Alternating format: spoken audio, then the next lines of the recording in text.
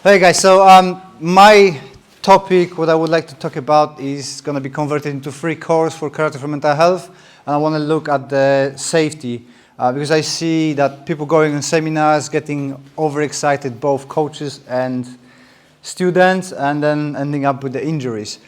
So I think the key to it is a communication, clear communication. As you can see, Joe was clearly communicating about what we're going to be doing, how he's going to be talking to you, and set up the structure of the on a workshop with kind of open and relaxed atmosphere. And this is one of the most important things, that you communicate between each other, right? So, for example, if I say to Sam, you will be my uke for today, and not asking him in what condition he is, he might agree because he feels the pressure, right? I'm a top teacher in the world, and I'm forcing him to go with me, and then he might be obliged and kind of under the spell, I call it a seminar hypnosis, to come and do stuff where he might be not able, say. Yeah. So very important is that communication. So you ask, can you be my uke? Are you in a position of it? For example, if I ask Danny, he might say that he doesn't feel comfortable because of his anxiety or injuries or something like that. So we need to take under consideration all the kind of disadvantages, disabilities, injuries, mental state, and that needs to be clearly communicated. This is the most important thing. Even if you're paired up with people, you should communicate between each other, because you think you can do something, that doesn't mean the other person be able to do it, right? So if you talk to each other, say, listen, I can't be thrown because I've got a bad back or some kind of other injury, this is a great start, right? As well, for your own safety, it's your responsibility. People are not in your heads, so they cannot read what. If you don't tell them that I've got a big injury on my thigh, like Gary, and you carry on training, then you be hobbling around and just injure yourself more, right? So you don't be afraid to tell people that, yes, I've got the injury, I can't do this. We can always adjust stuff and make it a bit more fun and less demanding on the body.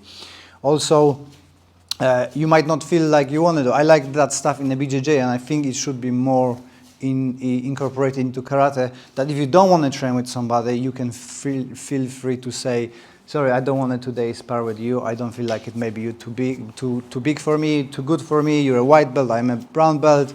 Injuries happen usually with the white belt, right? So don't be afraid to say, sorry, I don't want to train with you. In my dojo, I don't expect people to give me a reason why they don't want to train. It's fine. If, like Danny today, doesn't feel comfortable, it's not a good day for him, there's lots of new people, he's on the autistic spectrum, he might not want to train with you, there's no reason for you to dig into it, why you cannot train. It's just going to make him more anxious and more willing to step away from the dojo. We want people in the dojo, right? Sam, can I use you? Yes. So in terms of techniques we're doing, right? So, for example, for a throws, actually you're going to be throwing me. Okay. If Sam is throwing me, right, whatever throw is here. So for me, being safe, I have to take some steps towards it, right?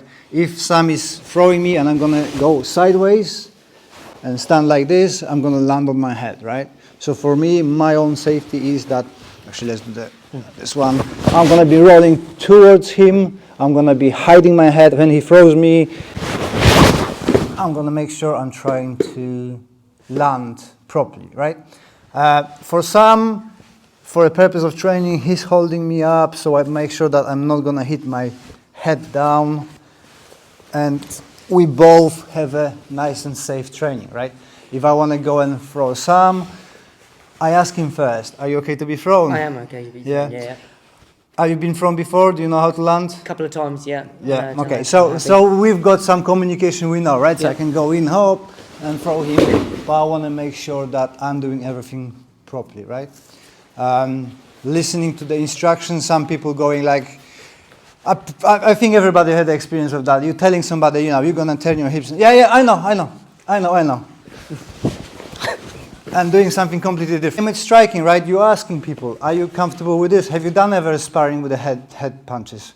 Yeah. Are you good at it? No. Yeah, well, so I'm not going to go full power on him, right? I'm adjusting that safety towards towards his abilities, and you know, we try to adapt. Same, you know, can you kick high? No, well, chest. Okay, so we're not gonna go, you must kick high, we're gonna go, maybe we're gonna do low kicks, maybe we're gonna do lower. So we're trying to adjust stuff and see how it goes, yeah?